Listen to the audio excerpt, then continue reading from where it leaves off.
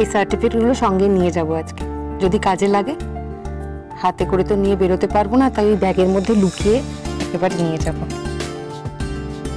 আচ্ছা, আর কি কি লাগবে তো জিজ্ঞেস করা হলো না। হ্যালো, শুনতে পাচ্ছেন? আপনি আজ কলেজে এসে ভর্তি হয়ে যান, ফর্ম ফিল আপ করে টাকা জমা করে দিন। এই রে, ভর্তি হতে কত টাকা লাগবে সেটা জিজ্ঞেস করতেই তো ভুলে গেছি। আমি যে মাঝে মাঝে কি করি না, আনন্দের চোটে আসল কাজটাই করতে ভুলে গেছি। একবারে যেন জিজ্ঞেসও করলাম না কত টাকা লাগবে। ফোন কোথায়?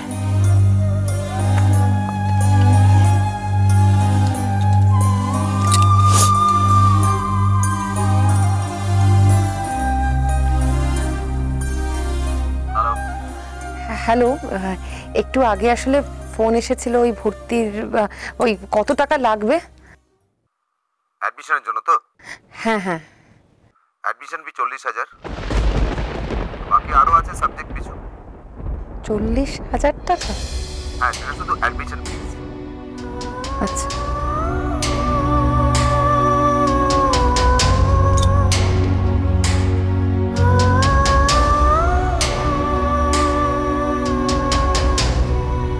তোমার ব্যাগ, এরপরে হেডমাস্টার।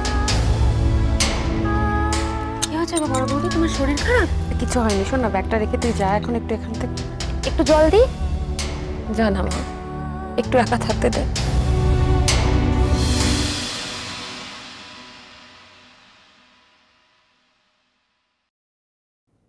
অ্যাডমিশন ফি 40,000, বাকি আরো আছে সাবজেক্ট পিছু। কি ভাবছেন? বড় লোকের বউ 40,000 টাকার কথা শুনতেই মাথায় বাজ ভেঙে পড়লো কেন? আমি বড় লোকের বউ, নিজে তো বড় লোক নই। নিজের কাছে টাকা পয়সা কোথায়? নিজের স্বপ্ন পূরণ করার জন্য আমি কারোর কাছে হাত পাততে পারবো না। এই বাড়ির লোকেদের কাছে তো একেবারেই নয়। শুনলেন না আজকে কি বললো? এই বাড়িতে আমার কর্তব্য আছে, দায়িত্ব আছে, কিন্তু কোনো অধিকার নেই।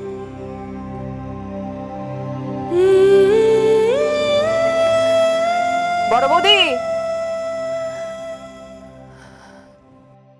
বড় বৌদি, এই তো বড় বৌদি, এই না বড় বৌদি, তোমার মুক্তোর সেট যত্ন করে তুলে রাখো।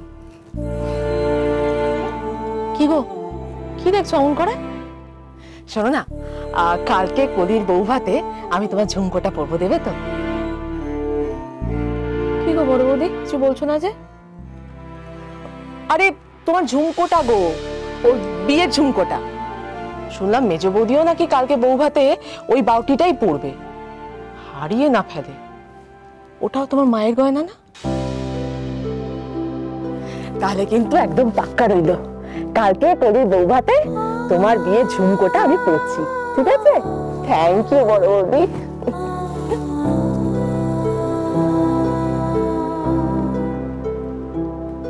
গয়না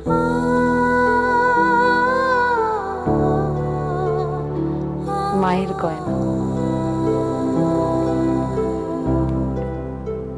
ওইটুকুই বাবা দিতে পেরেছিলেন আমার বিয়েতে। এর থেকে বেশি সামর্থ্য ছিল না আমাদের।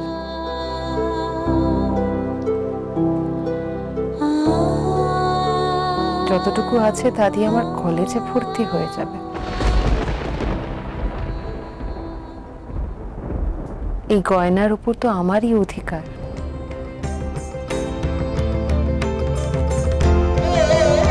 মা বলতেন স্ত্রী ধন, যখন সবকিছু হারিয়ে যায় তখন এই গয়নাই কাজে আসে।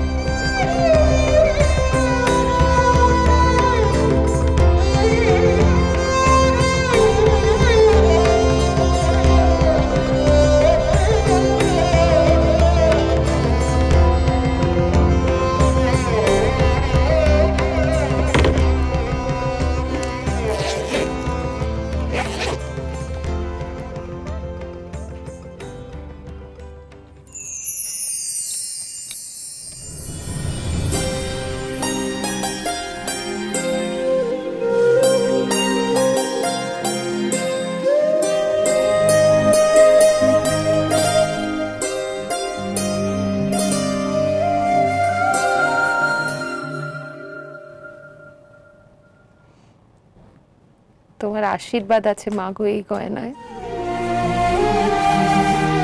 তোমার ছোঁয়া আছে। আমার স্বপ্ন সফল করতে এইভাবে আমার পাশে থেকো মা।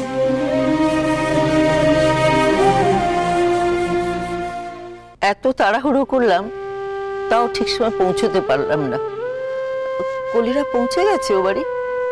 একটা ফোন করে দেখো না মেজো বৌমা, কলিরা পৌঁছলো কিনা, মনটা কেমন ছটপট করছে। হ্যাঁ করছি মা।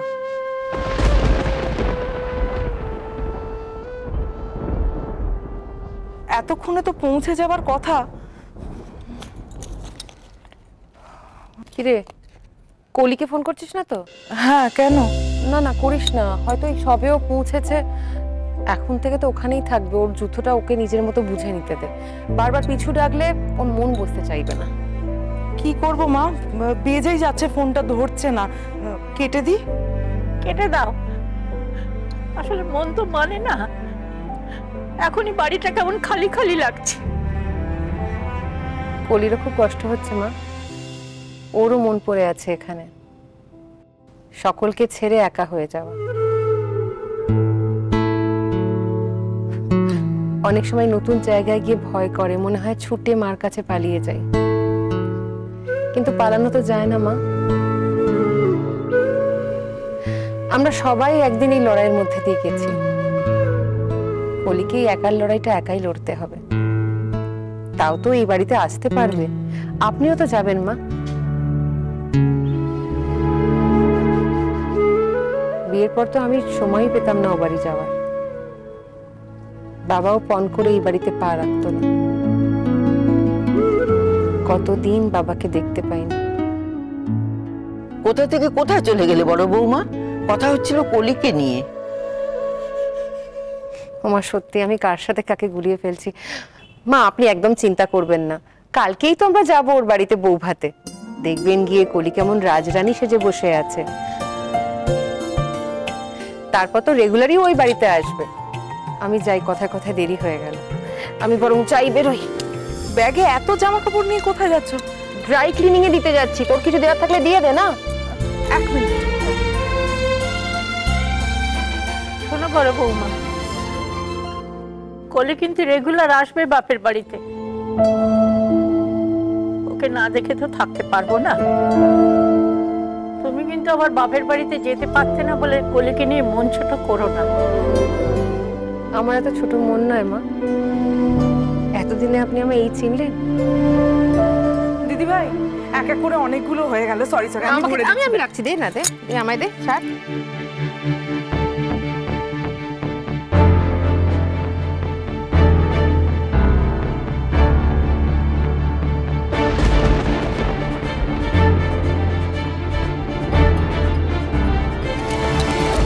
ব্যাগে কি গো একটা শক্ত মতো?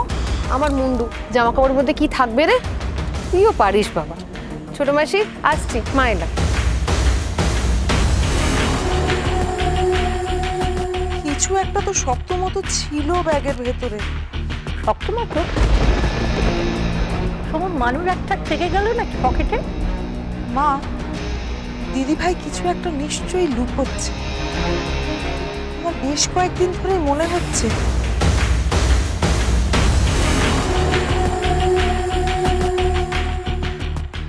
শুনলাম তো কলেজে চান্স পেয়ে গেছেন, কংগ্রেস কংগ্রেস। সবই তোমার দয়া ধিঙ্গি ম্যাডাম। ঢিঙ্গি আপনাকে সাহায্য করেছে?